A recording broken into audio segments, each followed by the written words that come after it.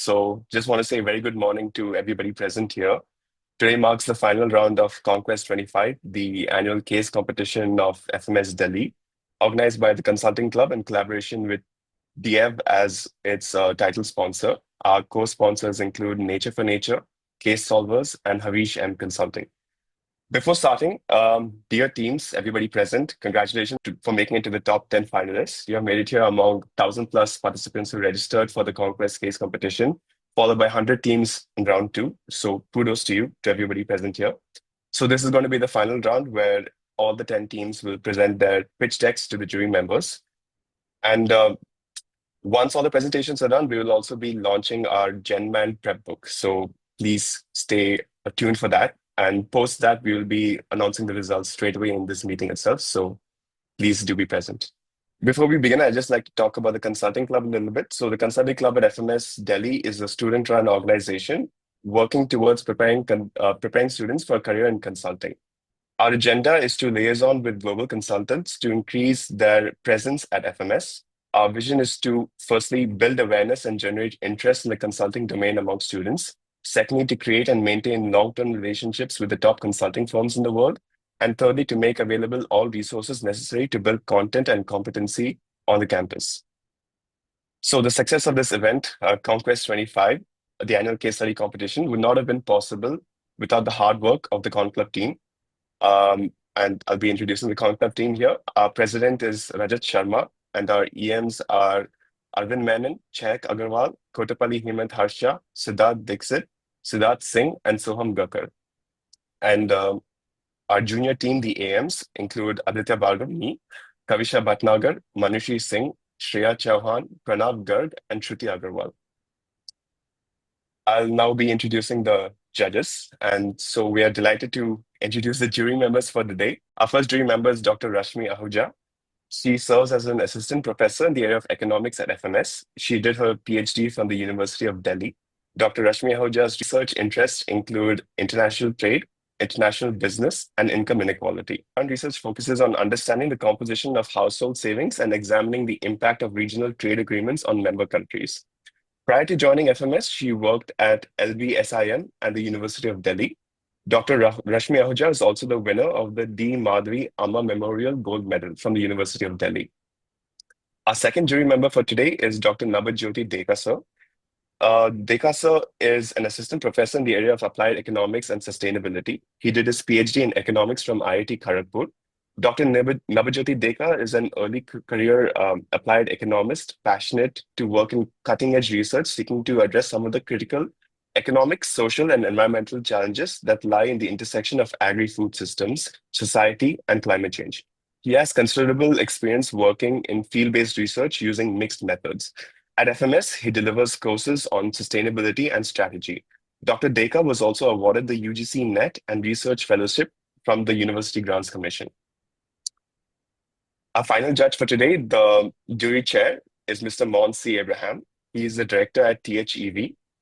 He is a management specialist, and his expertise includes marketing, branding, strategy, building innovation capability, thought leadership, organizational effectiveness, and corporate social responsibility.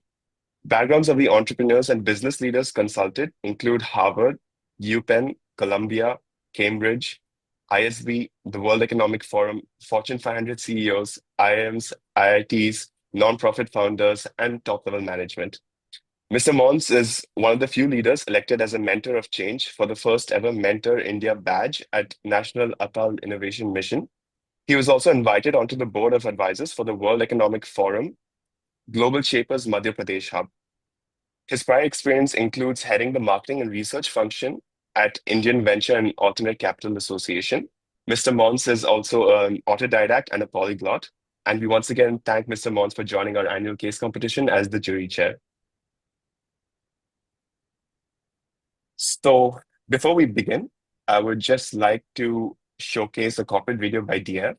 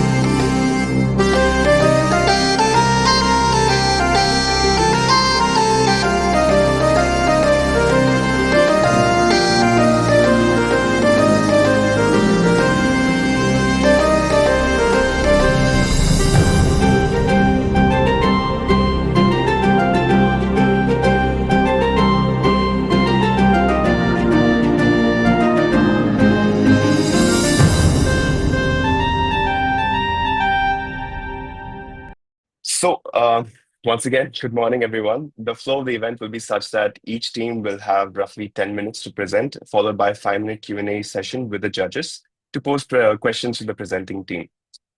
So before we begin, I just want to inform the judges that they would have received a scoring sheet. The order of the participants presenting, the teams presenting, would be the same as that in the scoring sheet. In case of any changes, in case of any last-minute issues, the same will be communicated with the judges and with the teams. So with that, we can proceed.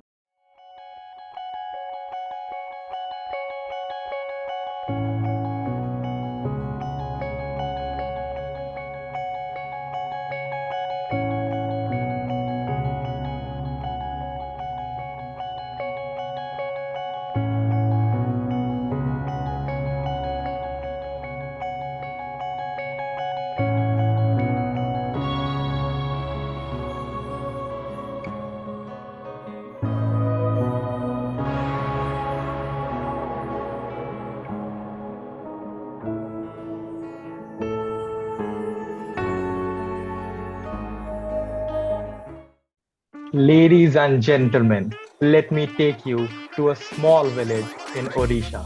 You may ask what's the ultimate problem we are driven to solve here? A great idea needs a strong foundation. For THEV, that foundation begins with the right real estate partnership. The primary obstacles include infrastructural readiness, attracting top talent, and securing real estate and forming strategic partnerships. And in healthcare, enhancing accessibility via AI-driven diagnostics. We developed a 3x3 matrix on 2 parameters.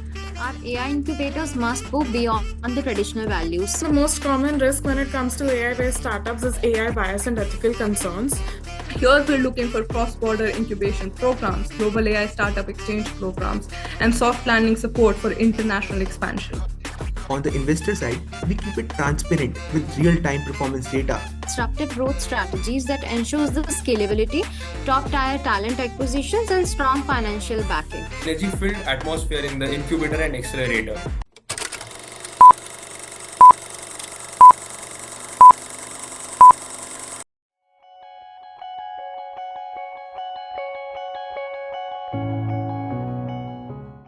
Good morning. I just want to start off by saying thank you for giving us this opportunity to present our idea. I'm sure your next 10 minutes would be worth it. We are Team Ascend from Ahmedabad, comprising of Abhishek, that's me, and Akash. And we're here to present a comprehensive strategic roadmap that can lead THEV to long-term success in incubating and accelerating AI-based ventures. So let's get right into it. Our vision is simple yet powerful. It is to empower AI-driven innovators to solve India's most pressing challenges across education, healthcare, defense, and finance. Our strategy to achieve this vision would comprise talent development, real estate partnerships, and other strategic pillars that would work together to form a self-sustaining AI ecosystem. Currently, India's innovation ecosystems are often fragmented. There's a shortage of AI-ready infrastructure, and regulatory complexities slow down innovation. But such challenges are precisely what make the opportunity to build even more rewarding. What makes it especially rewarding is that every industry is adopting AI at breakneck speeds, and that has resulted in the AI sector growing at a speed no industry has ever seen before.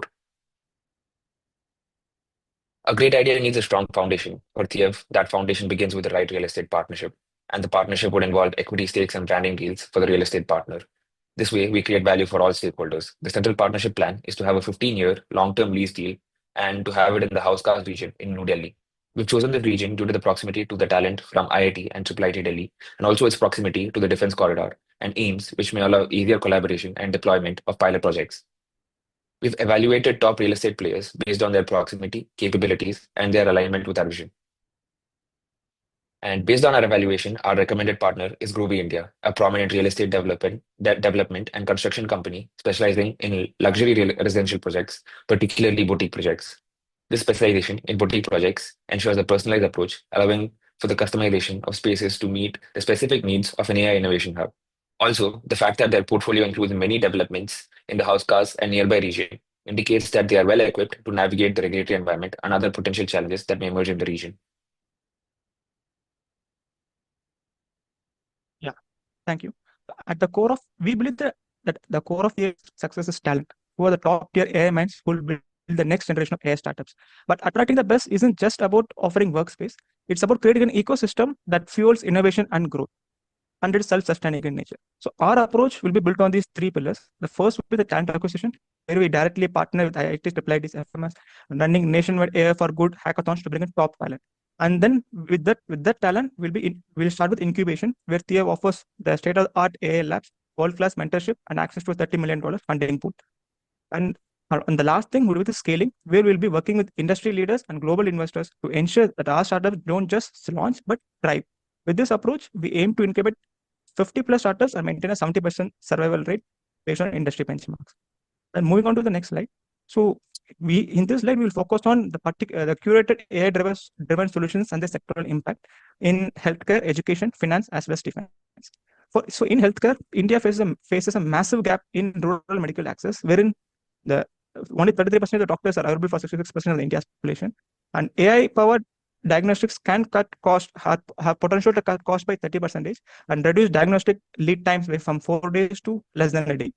And when moving on to the education sector, where AI has the power to transform the sector by introducing personalized learning, which can have a direct impact on reducing dropout rates and bringing the urban-rural divide on focusing on the broader aspect of equitable education. AI-driven adaptive learning platforms can improve student engagement by 40%, and AI tutors can provide 24/7 academic support and also lessening the burden on the human teachers. In finance, we are mainly focused on AI-driven credit scoring, where we can disburse small capital amounts to MSMEs and small farmers, and then also focusing on reducing the lead time of these underwriting tasks from maybe weeks to days. And then lastly, with defense, which is a much more secretive topic, AI can redefine national security in the sense that it can bring in cybersecurity defense and AI-driven drone monitoring and real-time battlefield simulator analytics, which could be critical areas for India's self-reliance in defense technology. Now, when we look at when we look at the revenue streams and financial viability, building a sustainable AI incubator means having multiple revenue streams so that the risk is minimized. So the first and the largest revenue driver would be our equity in incubated startups, which will be about 20%. And then we'll focus on corporate partnerships with industries in education, healthcare, and financial sectors, and so which can provide an additional by year 5 another 10 million in revenues. With government grants, which is 50%, we are spread over all the 5 years.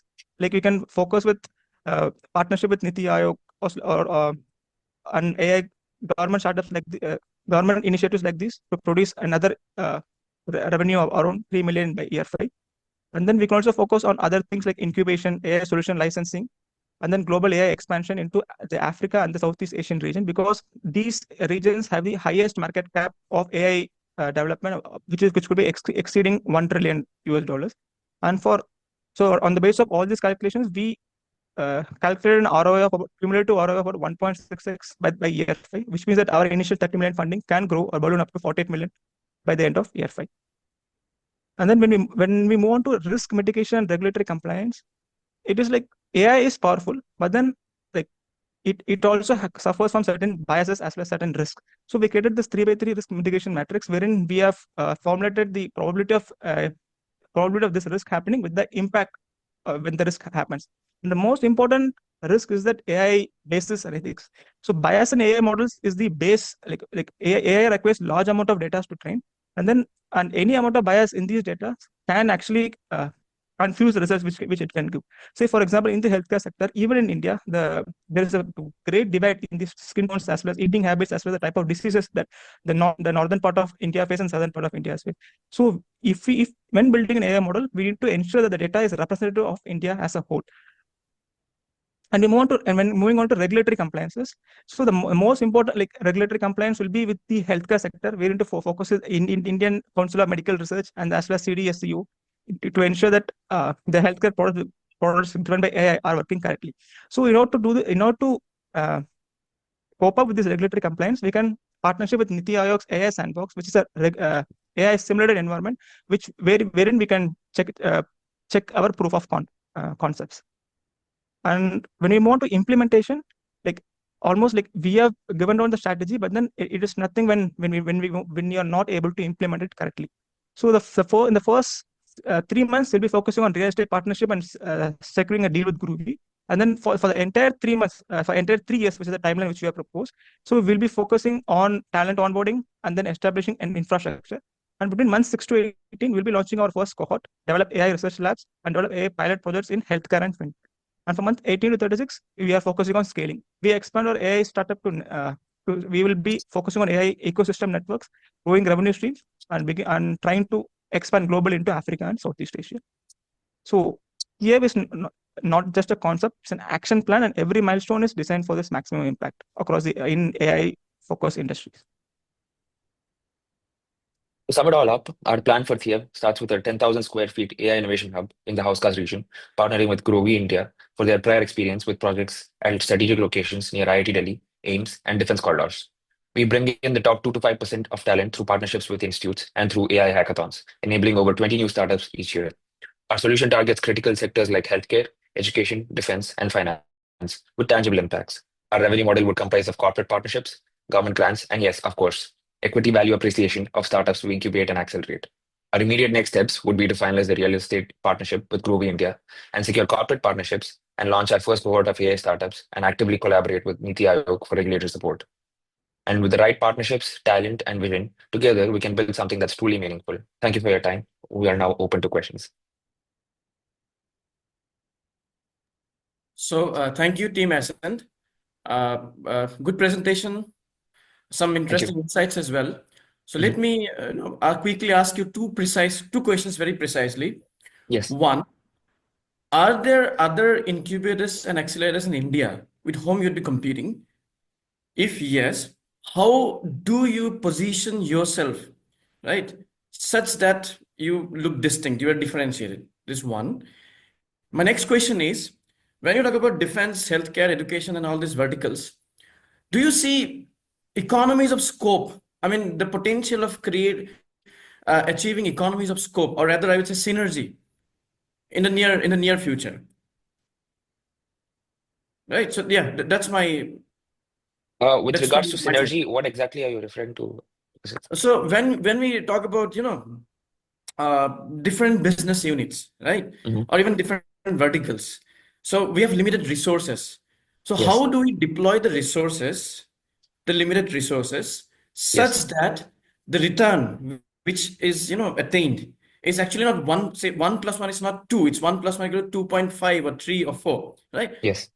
So how do you plan to achieve synergy when it comes to this different verticals or different sectors? Fine. So that is. Right. So I just want to start off by saying that with regards to AI strategy, there are certain things we can do to get that 1 plus 1 equals 2.5, like you mentioned, which is we could have dedicated data centers for our incubated startups. And what I mean by that is that we could have certain real estate projects that are dedicated specifically for this, build out data centers, and make sure that we use those specifically for these projects, and subsidize those costs for all the startups that we are incubating. And that way, the startup costs that get incurred when they are fragmented is not borne anymore, because we have a centralized system wherein we are hosting all of their data, not just hosting, but also storing and training the data as well, training using that data. And so that is one major area where we can save on costs. And also the fact that we have prior experience in incubation and acceleration would naturally lead to the fact that we have knowledge which we can provide to them, which they in turn can make use of to ensure that they are not making any missteps as they go along. The learning curve. And yes. Got it. Yeah, the learning curve is much more steep in this case. Yeah. Akash? Yeah. Another thing which we can do is like cross build this AI models so that, like, say for example, in healthcare sectors, now we are targeting rural areas, so we would need like at least a basic education of these healthcare workers who would be using AI in order to serve these people, so that we can do it with our AI improvement in education sector. Like, so the models which we develop in education will be good enough to train these people, because they are training students, so they will be good enough to train these people in healthcare sector as well, so that the administrative costs are actually reduced vastly. So the same thing can be done in defense. So this is one thing. Another thing is, like, for example, for finance,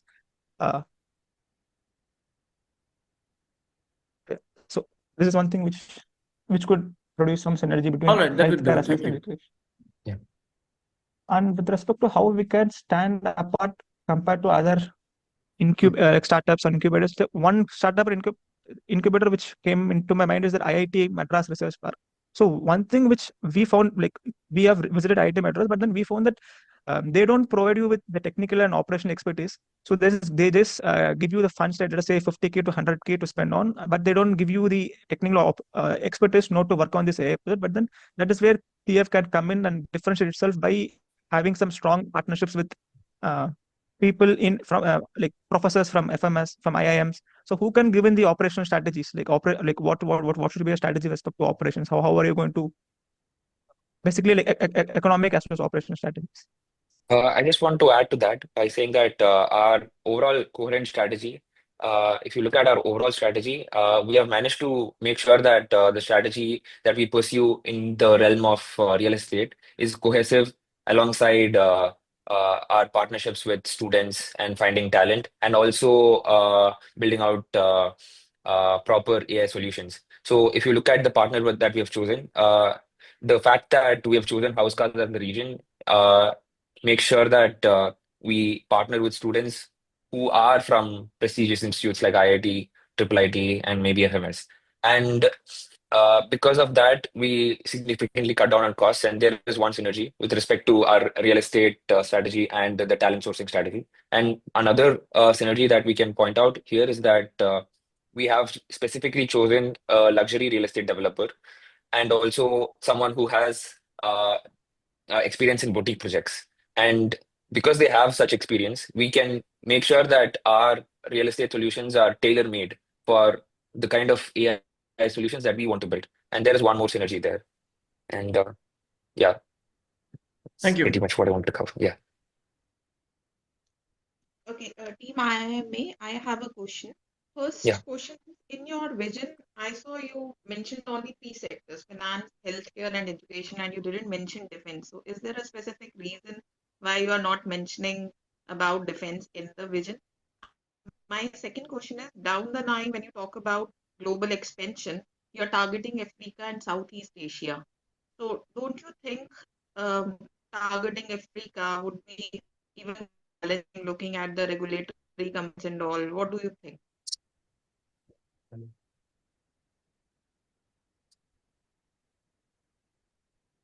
I hope I'm audible.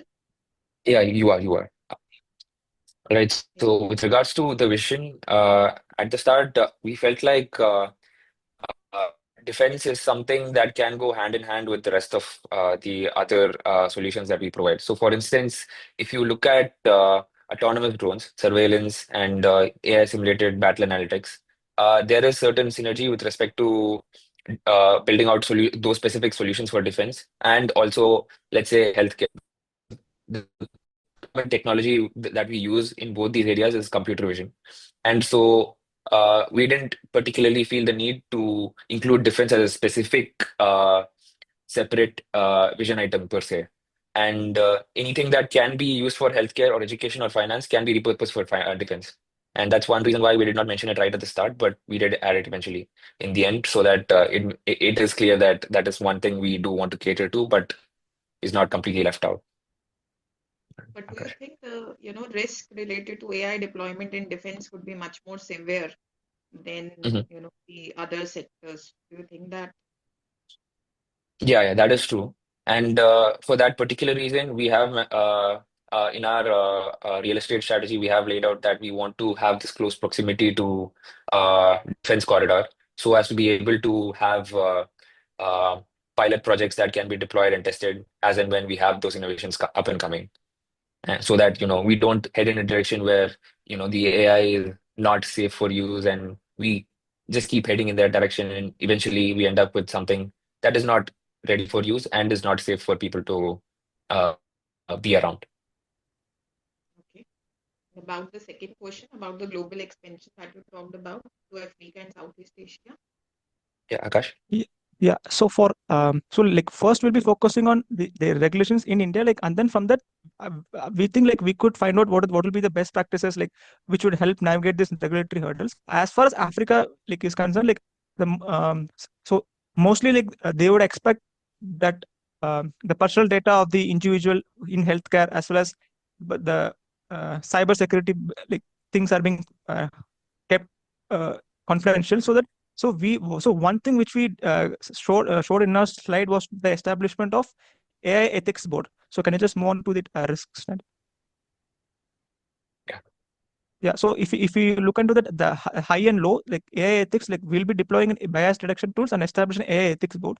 So these governments like would actually be expecting some sort of like fairness in data usage of AI as well as the protection of information. So by using this ethics board, like we can standardize like how the information will be processed, and then we can show a proof of concept, and ensure that whatever information we collect from the end users in that area is protected.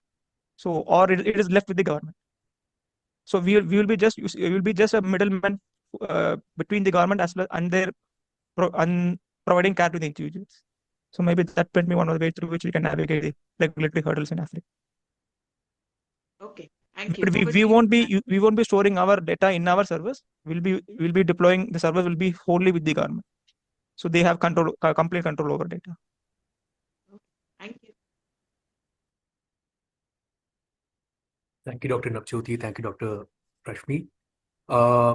Thank you, team, for the presentation and for your time and effort for this. Just two questions, right? One is the revenue stream part of it, where we've mentioned that one of the revenue streams we're looking at is monetization from the startups itself, right? 15% for using R&D and IP support, which comes out to be approximately $50,000 or 40 lakh rupees, Indian rupees per startup, right? So just want to learn a bit more in terms of your research and your thought process behind coming at these numbers and figures in the Indian market context when we are working with early stage startups. And second is I think one part of the solution kind of got missed out, which is creating a parallel $30 million fund to support the ventures. So in case you were to go after the $30 million fund creation, how would you approach that? Thank you. So I just want to start by addressing the $30 million parallel fund question. So with regards to forming the fund, I would suggest using our existing connections and existing resources to be able to connect with people in the industry, the AI industry per se, and also make use of the second degree and third degree connections that they may have. And that way we could raise the money that is required for the fund, and hopefully we be able to increase the value of it the way we've shown in our projections. And with regards to the other question on the funding for the need for the $50,000 funding, Akash, can you look into take that up? Yeah. So the main data which we considered for these are the European benchmark standardization, like for incubators and accelerators, as well as our research in IIT Madras research bar. So we felt that as per the benchmarks of European incubators and accelerators, they were actually paying at around 50,000 to 100,000 for using this AI research labs, as well as they were having equity ownership of around 30%. So we use similar figures, and then we just cross-check where IIT Madras works. So they also, I think they also charge around the same for using their facilities as well. So yeah, this was it might be a bit counterintuitive to the fact that we are funding them and at the same time we are charging them for using our resources. But it's standard practice that there is a certain amount that every startup would have to pay to be able to have access to those resources, and then at the same time get the funding. These are two just disjoint transactions that happen. And I hope that answers your question. Sure. Not taking a follow-up question given paucity of time, but just a gentle heads up. Given the solution given, which did not mention the $30 million fund, and at the same time, the Indian context, when we look at it, when we look at a $50,000 kind of upfront fee, but this is not a legacy incubator, right? There's a new incubator being built by Funsuk Pangdu, and obviously he's leveraging on his track record and other things. it becomes a bit difficult because if you look at the Indian context, anywhere between 80 to 95% is the failure rate, right? And most of the early stage ventures which are coming in, unless and until when they reach the threshold of say at least 25 lakhs per month or 2.5 to 3 crore Indian rupees per annum in terms of revenue, that's where they actually are able to I mean, like, this is without funding, right? These are bootstrap ventures, early stage ventures which are coming and applying right now. So it might be a bit difficult for them to, I mean, like, really cross the hurdle when it comes to, putting up, say, something like 40 lakh rupees bare minimum per annum. So just a gentle heads up for that. Thank you once again for the presentation. Thank you once again for your time and efforts. Wishing the team well. Thank you.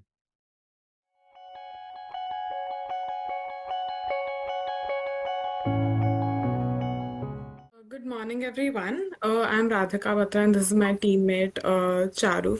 We are from Team Fluid Sisters. So we are here to talk about AI Catalyst India, which is a groundbreaking hardware and software incubator and accelerator aimed at revolutionizing India's AI landscape.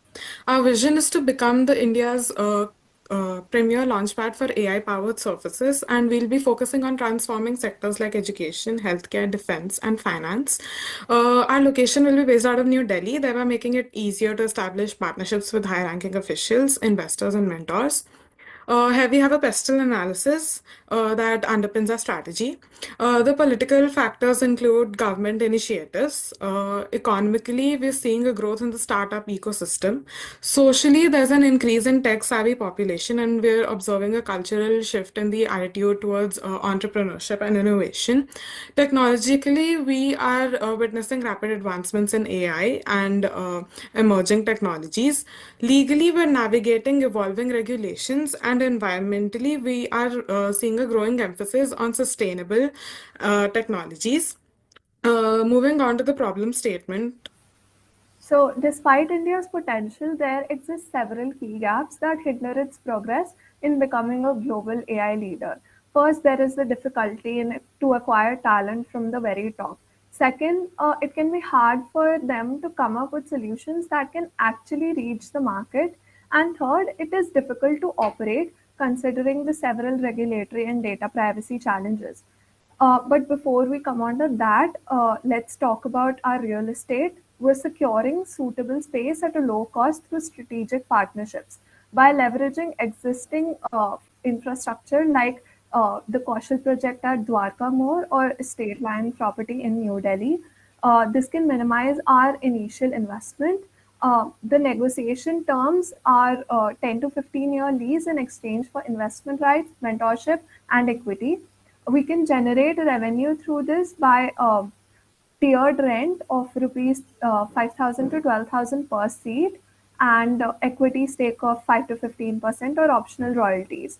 The value proposition for our real estate partner would be the prestige, long-term tenancy, and property value enhancement. Coming on to attracting top-tier AI and hardware talent, as well as promising startups, we're implementing innovative strategies. So for internal teams, we have earn your role boot camps, reverse hiring, academia and industry partnerships, fail fast residency programs, build your own role initiatives, and virtual immersion experiences.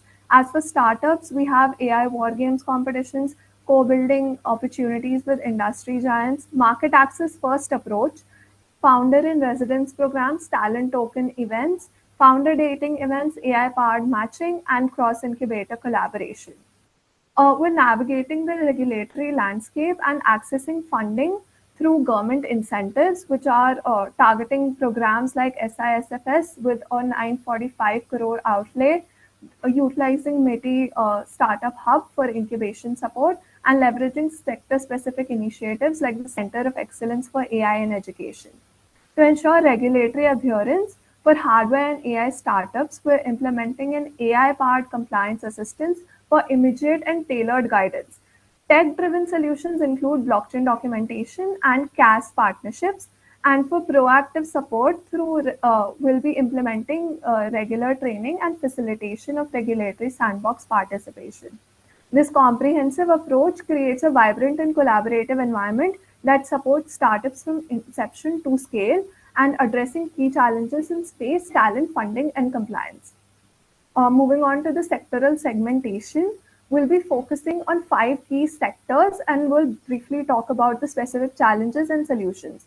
So, for education, the edtech market is growing at a CAGR of 25.8% till 2030, with challenges like 1.72 crore dropouts and teacher shortages, and only 7% of schools with digital libraries. As for healthcare AI, it is projected to grow at a CAGR of 31.62%. And the challenges that exist are infrastructural shortages, professional shortages, and low insurance coverage. The defense sector with AI is projected to reach $1.9 billion by 2030. It faces challenges in modernization and technological parity. In finance, generative AI is growing at a CAGR of 47%, tackling issues like limited credit access, risk management, and fraud detection. Lastly, the energy sector aims for 50% electricity from non-fossil fuels by 2030, and they're battling challenges like grid management and energy security. Over to the GTM strategy. Coming to the GTM strategy, as Charu already mentioned, we'll be targeting industries like education, defense, finance, healthcare, and energy. The strategy is divided into 3 phases of 4 years. In the first phase, the initial phase will focus on foundation building, setting up the incubator. We'll secure the 10,000 square feet plus furnished office in Dwarka mode, and we'll negotiate a 10 to 15-year long-term lease, offering first investment rights, mentorship, and 5% equity. We'll set up workstations, meeting rooms, and IoT lab, high-speed internet and prototyping facilities. For talent acquisitions, we have some programs like AI war games, co-building with industry giants, on your role boot camps, and talent tokens. Under AI war games, we will identify top startups through real-world AI challenges instead of pitch decks. It's almost like case competitions. And under on your role boot camps, we'll focus on performance-based AI projects to recruit top talent. For startup attraction, we will organize sector-specific AI war games, and will establish a market access first program requiring startups to demonstrate traction before joining. In the second phase, for scaling up, under talent acquisition, we will launch our programs like Fail Fast Residency, which offers a unique 6-month residency for those whose recent startups failed, providing a structured support for a second chance. And we'll focus on a build your own role program. We'll attract high agency individuals by allowing them to propose their own role within the incubator based on a 1-page strategy outlining their contribution. For startup acquisition, we will focus on the talent token system. We will provide promising entrepreneurs with a talent token redeemable for 12 to 24 months of access to the incubator's in-house talent pool, which will include of engineers, designers, researchers, and enabling rapid prototyping. We'll also launch an AI matching platform for team formation and skill gap identification. Then we'll also focus on ecosystem development. We'll establish an embedded ecosystem team with members from government innovation cells to corporate AI labs. We'll expand our investor network, and we'll host sector-specific conferences. In the third phase, we'll focus on ecosystem dominance. This will be our year 4. Under startup acquisition, we'll expand our stealth founder in residence program, and across all the sectors, and will launch sector-specific accelerator programs. And under ecosystem development, we'll establish a robust alumni network for support, and will launch sector-specific communities. For distribution, for software startups, we'll be leveraging SaaS marketplaces like including Google Workspace, Microsoft AppSource, and Zoho. For D2, for direct to enterprise sales, targeting the companies involved in healthcare, finance, and education, will also improve traction and bring value. AI companies will engage in a freemium model, thereby capturing a large amount of the market, bringing in value to a greater user base. And for hardware startups, we'll focus on e-commerce platforms such as Amazon and Flipkart, which will increase value by reaching out to the entire nation. Partnerships with corporations and collaborations with retailers and firms like Reliance Digital will scale the project at higher levels. Coming to the financial projections. So here's a snapshot of our projected growth.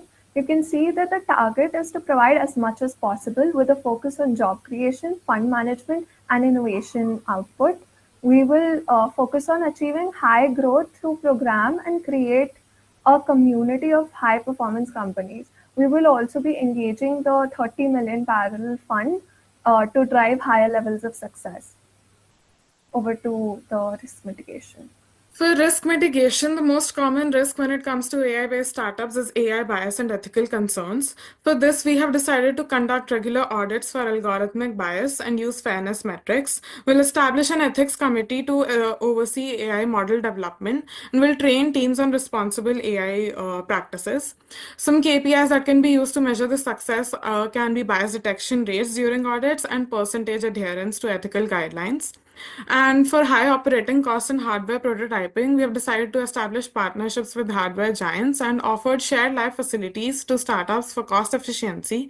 We'll secure government grants like METI Startup Hub. And the KPIs that can be used to measure the success can be cost savings through partnerships and utilization rate of shared facilities as mentioned. We'll take questions now.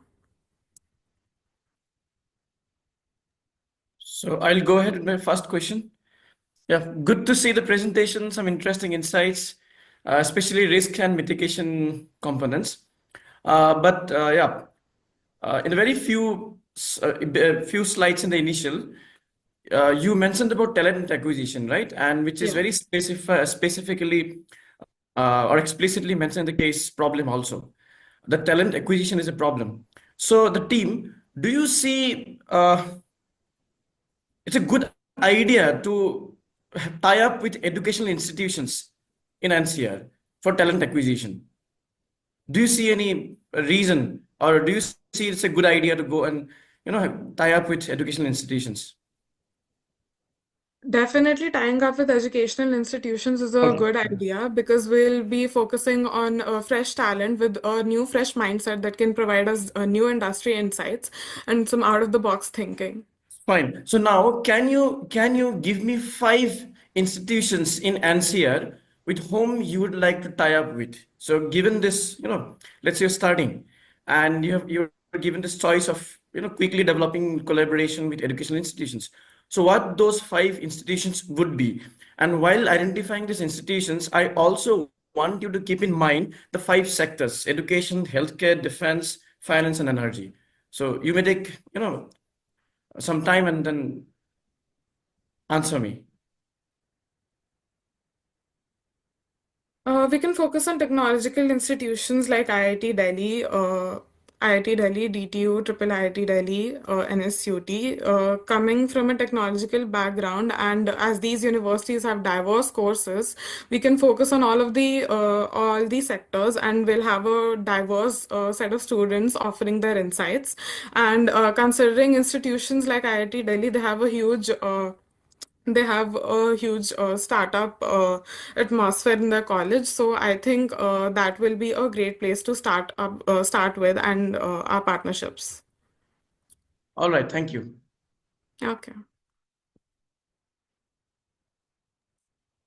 I have no questions. Ibrahim, you can go forward. Thank you, Dr. Nabajyoti. Thank you, Dr. Rashmi. Team, thank you for the presentation. Definitely a lot of thought has gone into it. Would definitely love to learn a bit more in terms of your background, when you were, going after the case study, and also a little bit about the research, because you have definitely looked at a couple of things in terms of even the minutiae, right?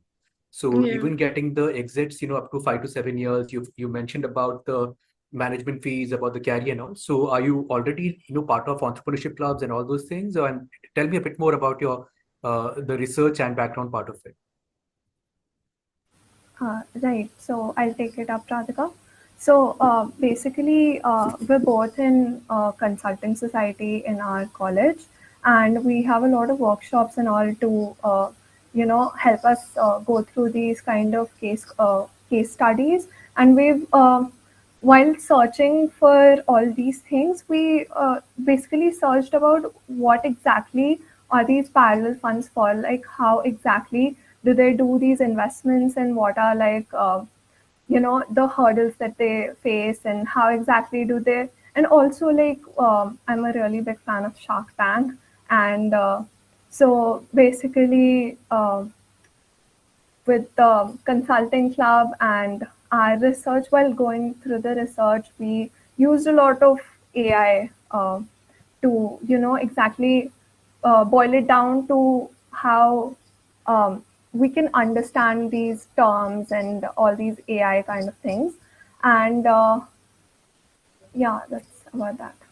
Also, when it came to researching, we decided to look up startups in developing countries that are already established to look how they're going about getting their own revenue and their share. So that gave us a lot of insights about how they're earning. Thank you so much, team. Just one thing, which you can also probably leverage when you're looking at it, both from the fund creation perspective, as also, really getting the talent to come work with you, right? Is also leveraging on the entire profile and the background of the innovator who's setting it up. So someone like Funsuk Wangdu, who's setting up a fund and creating a thesis around AI, looking at the next 10 to 15 years in terms of how we can make India work towards creating something which is creating different kinds of solutions, not just for India but also for the world, probably in the longer term. So that's something which can also be leveraged. So thank you once again. Because of paucity of time, no follow-up questions from my side. Wishing you guys the very best. Any other feedback from anyone? So team, it's a good presentation. Well researched. Really good work. Wish you all the best. Good luck. Thank you.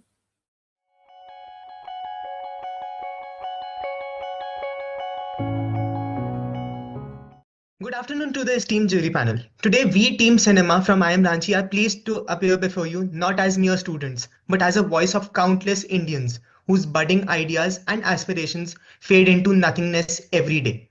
Startups are fueled with big dreams, and let's be real, most don't survive the valley of death, not because they lack the vision, but the right launchpad.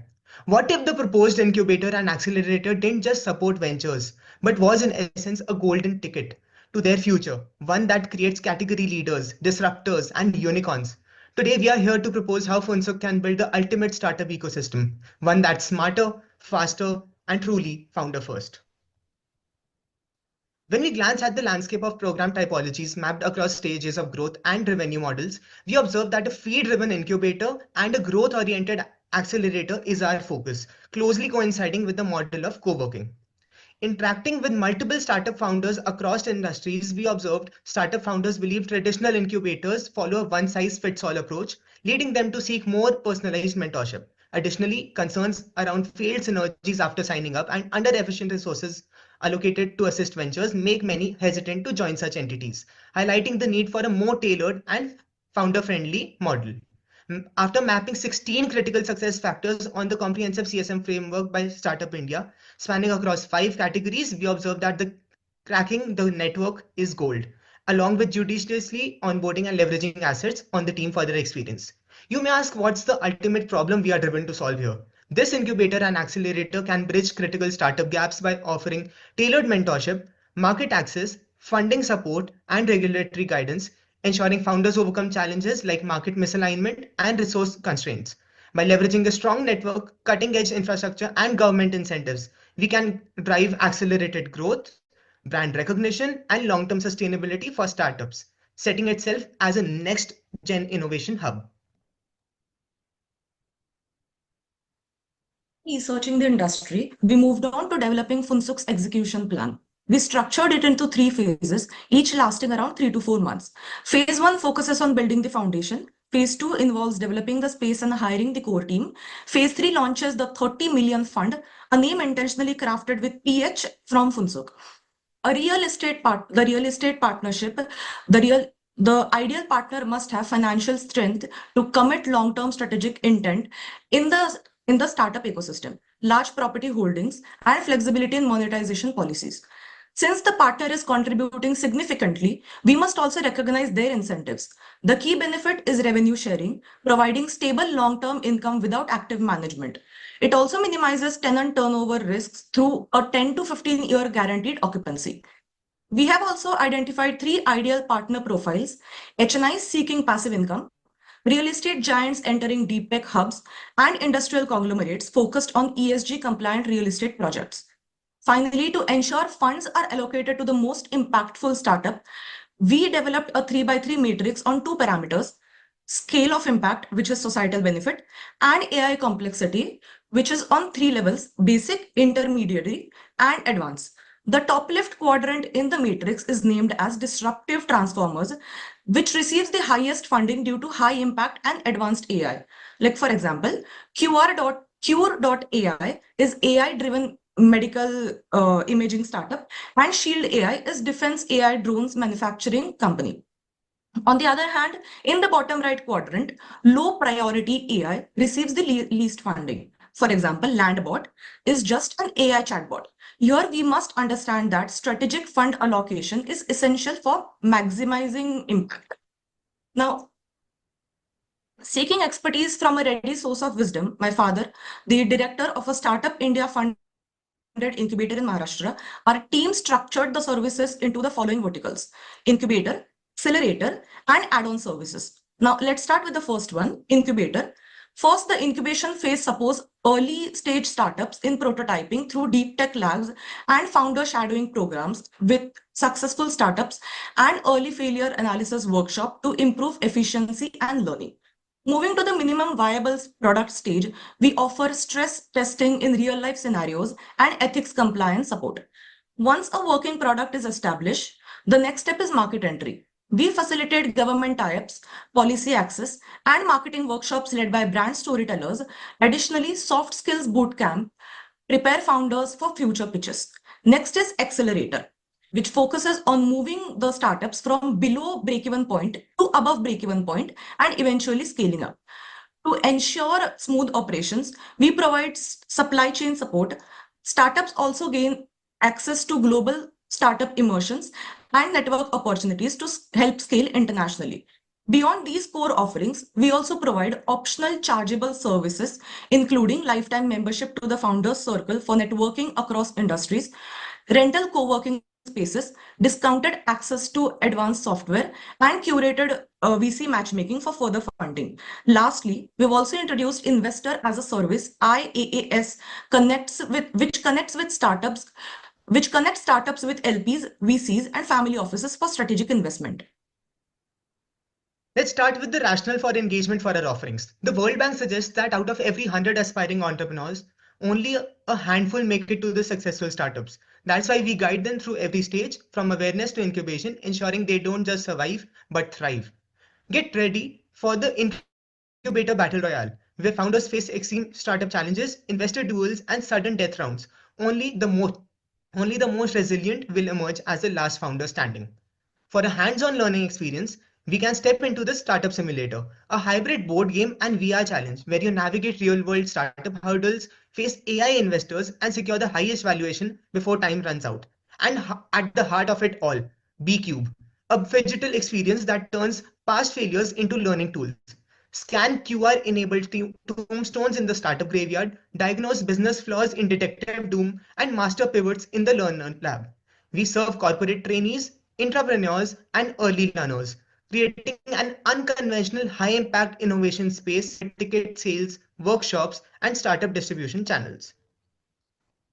Given the evolution in the Indian startup ecosystem and the proliferation of disaggregated alternatives, there is a need for incubators to identify and adopt more relevant sources of performance. There are 4 predominant focus areas combining to establish the foundation of the 360-degree funda. Ecosystem focus attracts top entrepreneurs and fosters a dynamic startup network. Startup focus unlocks patient capital, market access, and a strong talent discipline. Entrepreneur focus builds resilience, collaboration, and risk-taking capacity. And lastly, process focus drives agility, helping startups pivot fast, fail smart, and scale efficiently. Now let's talk execution with our strategy timing. We will be active in the domains of AI, SaaS, health tech, and fintech, focusing on global emerging hubs from pre-seed to Series A.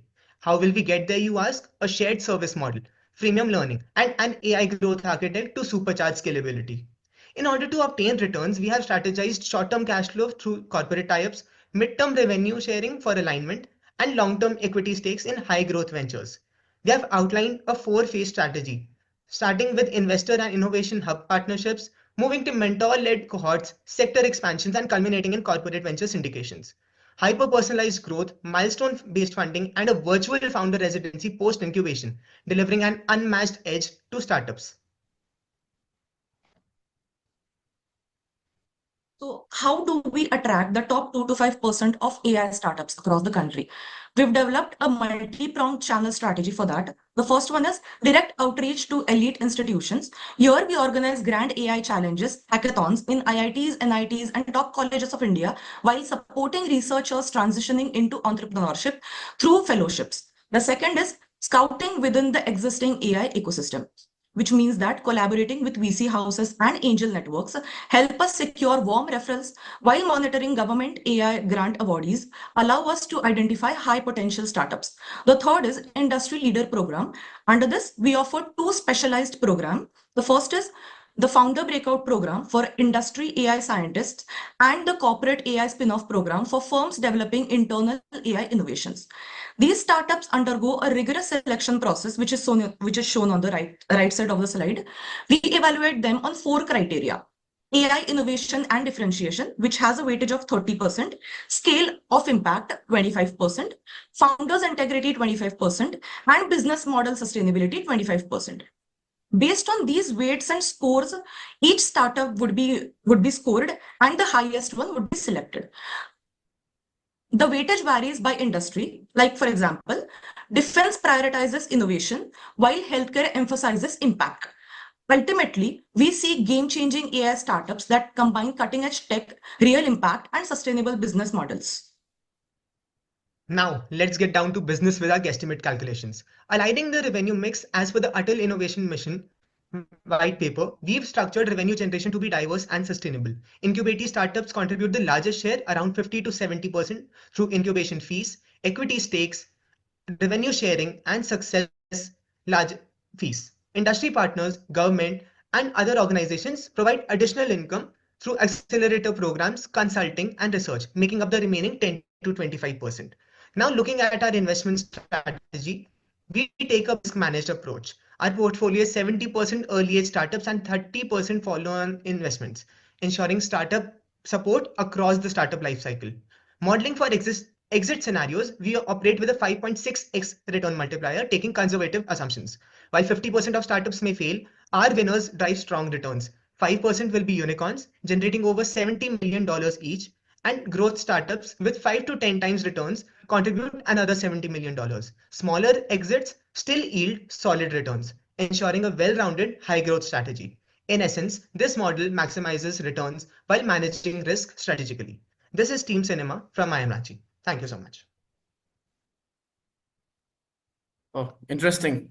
So quite systematic with a lot of details, and good to see the numbers as well.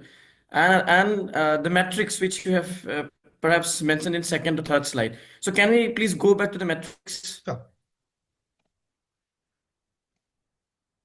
So it's an interesting metrics. So just when I was framing a question for you, and this slide comes, so I had to think in a different perspective.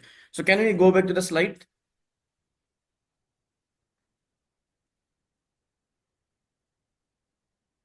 This one, sir? No, where you talk about impact, the 9 quadrants, then you talk about social impact. Yeah. Is this one. So if I'm not wrong, can we broadly classify all the startups or the ideas into 2 categories?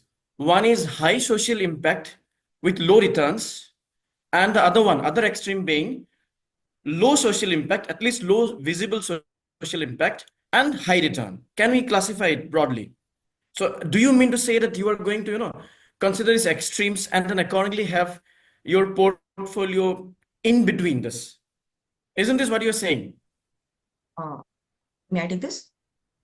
So, actually, yeah, please. So actually, in this matrix, what we are thinking is that each startup would be judged on 2 parameters: scale of impact, as in what type of impact is it going to create on the nation or in the world, and AI complexity, as in what type of AI technology are they using for that startup.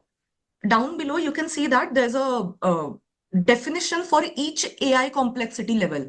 For advanced, those startups are using autonomous and cutting edge AI, like for example, autonomous drones. Shield AI, the example that I've given in the matrix, Shield AI, it is a defense drone company. So it actually makes driverless AI GPS trained drones. So this has a higher impact.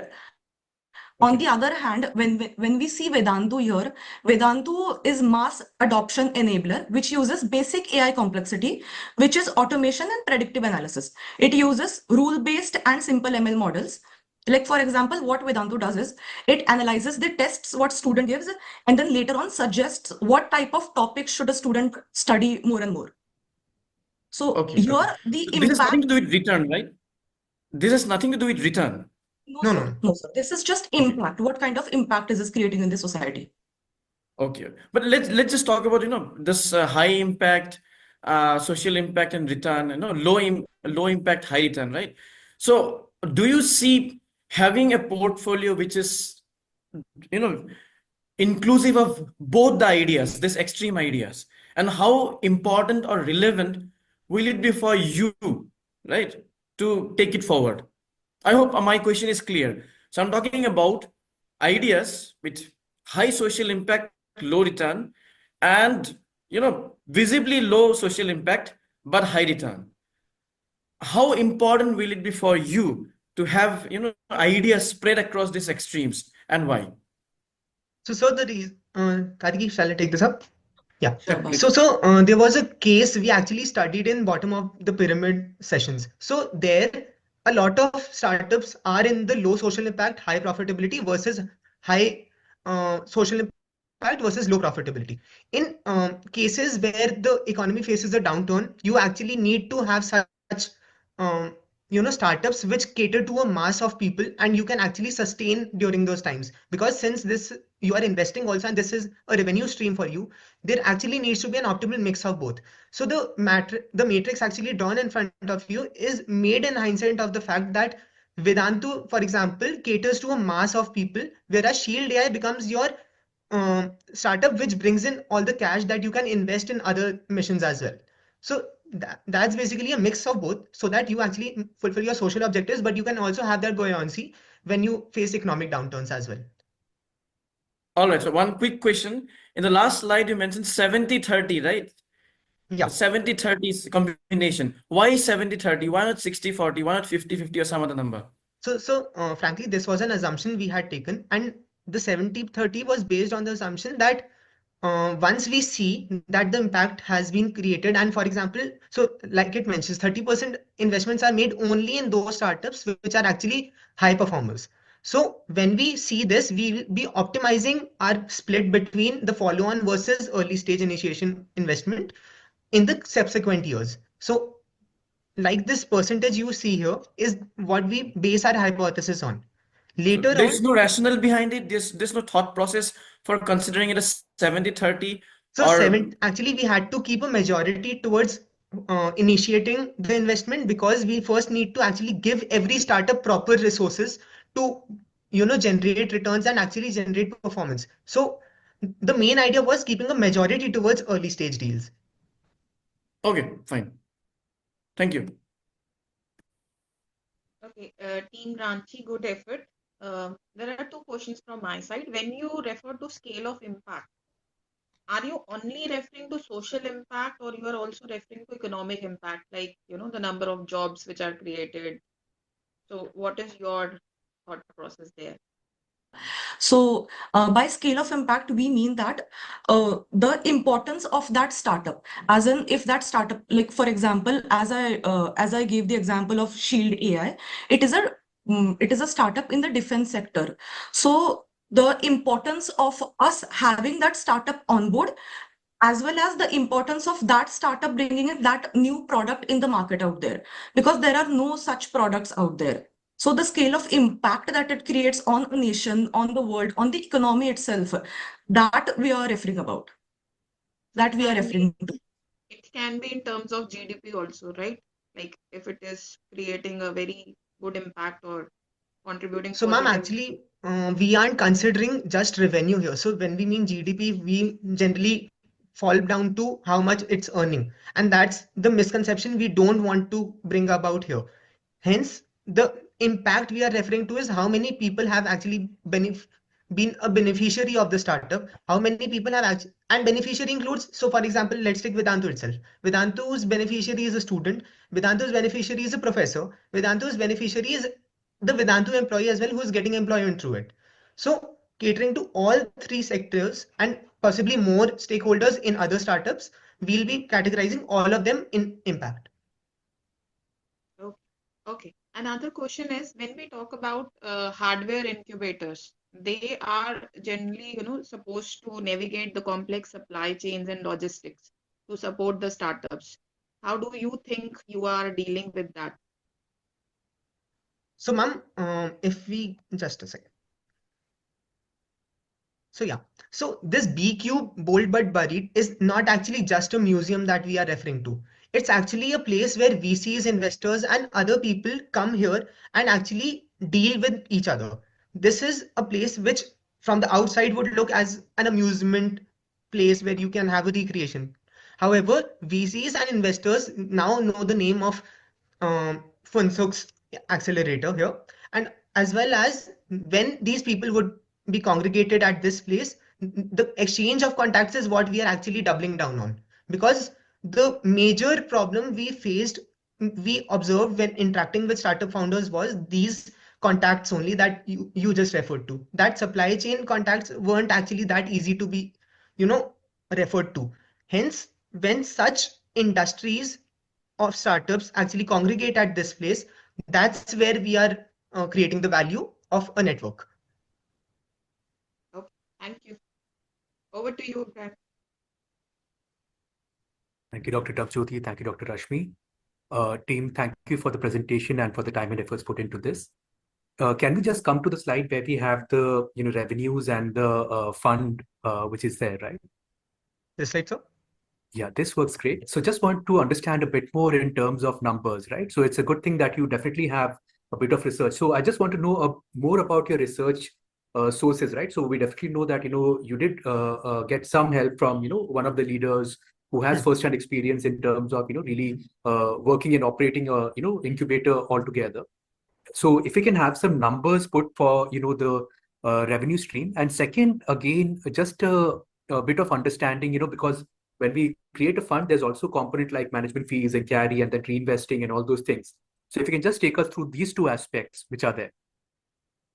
So reinvestment fees and? So you would have a management fee of 2%. So $30 million, 2% works out to be $600,000, which we can, 2% every year for 10 years. And then I mean, like, how you're really reinvesting it, into the, total 30 million, or we can go beyond $30 million also. And second is the revenue streams where we can, it would be helpful to get some understanding in terms of numbers, because right now it's just 50 to 70%, 10 to 25%, 10 to 25%. So if you can get a sense of, I mean, like, what are the kind of, fees or, equity stake, how much are we looking at it, revenue sharing, what are the percentages you're looking at it, success fees, again, what are the kind of percentages, industry partners, I mean, like, are we working on something like an MIT Media Lab kind of model, and so on and so forth. So, talking about equity stake at first. So equity stake, what we've observed is that incubators and accelerators take about 8 to 10%, and 10% is probably the max that we've observed as per our research. We might be wrong, we agree, but that's what we've observed by our secondary research. Talking about the reinvestment fees, that's actually not been catered in this segment, because what we are actually trying to portray here is not the net you are earning, but just the gross as to how much you get and how should you be allocating your fund so that you get a good exit in the end.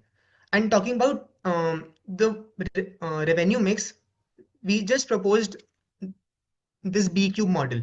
So B Cube model is actually a cash cow which can be created for Funsuk's in accelerator. 10,000 square feet he has, and now what he actually needs to do with this is that the corporate tie-ups which he brings, every person who is actually being sent to such design thinking workshops or such entrepreneurship sessions actually pays around 2,000 per hour per person. And assuming a group of about 30, you are easily getting 60,000 with one session instructed by just one instructor. So that's probably what we can explain at this point. Sure. And do we have, in terms of research, some numbers in terms of, what's the kind of fees we can, get across all the different revenue streams, shared right now? So regarding the fee, for example, incubation fees, what's a typical thing per annum? Equity stake, you mentioned 8 to 10%. Revenue sharing, what are the typical structures over there? Success fees, what's the success fees we are sharing right now? So revenue sharing is one. What's the success fee? And so success fee we had actually observed was actually 0.5% to 2%. So this was actually based on, so he's already holding that stake with him. And so as per the Atal Innovation Mission, sustainability of startup incubators is the name of the paper. So in this paper, you will find this model as well. And it mentions that 0.5 to 2% is reasonable for any startup incubator to have, only because it is already having a stake in the incubatee, and as well as posing trust in the startup, so in order to create demand side network effects. So by demand side network effects, for example, I am running a startup. I see that this incubator is not actually being extortionary when I'm functioning along with him. Hence, when I get another person along, so not just that Funsuk's accelerator benefits from this, but actually a lot of trust is also posed in it. So 0.5 to 2% is what we are considering for the success fees. And revenue sharing, we'll be really honest, we don't have an idea about this bit. We just know that revenue sharing can happen across multiple models. It can be, say, royalty up till a certain amount. It can be, for example, for every year you pay us just 0.5 or whatever percentage that they negotiate on. That's probably what we understood from our research. Sure. Due to paucity of time, no follow-up questions. Thank you once again for the answers shared, and wishing you and the team best. Thank you so much, sir. Now I would request the jury members to announce the results. Yeah, Mr. Monce, do you want to take it forward? I'll announce it jointly with Dr. Nabajyoti and Dr. Rashmi. We've jointly arrived at the results. So if you could please join us, Dr. Nabajyoti, Dr. Rashmi. Sure. Thank you. We are pleased to announce the following results. The first one is I am Ranchi. Dr. Nabajyoti. The second winner is Daulat College, the team from Daulat College. Dr. Rashmi. And the third one is I am Ahmedabad. So just to clarify for the teams, this is Team Cinema, Team Sleuth Sisters, and Team Ascend, position 1, 2, and 3. Requesting representatives from those teams to turn on their cameras.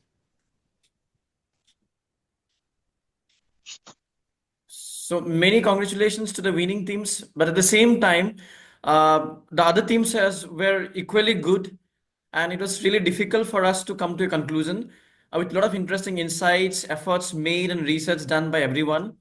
And just because you made it or some teams didn't make it, it doesn't mean that there was some sort of lacking from the other teams as well. It is just that we have to make a decision based on certain parameters, right? But I hope it doesn't dishearten or discourage you from participating in similar events at FMS or other B schools. All the best and congratulations to those who win or everybody who participated. Thank you. Congratulations to the top 3 teams.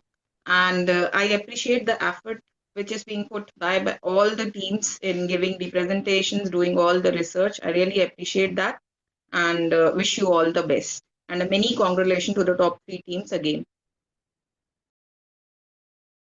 Just giving a quick shout out to the first 3 teams, as also all the participants. It's not a mean task to feature in the top 10 competing teams in India right now.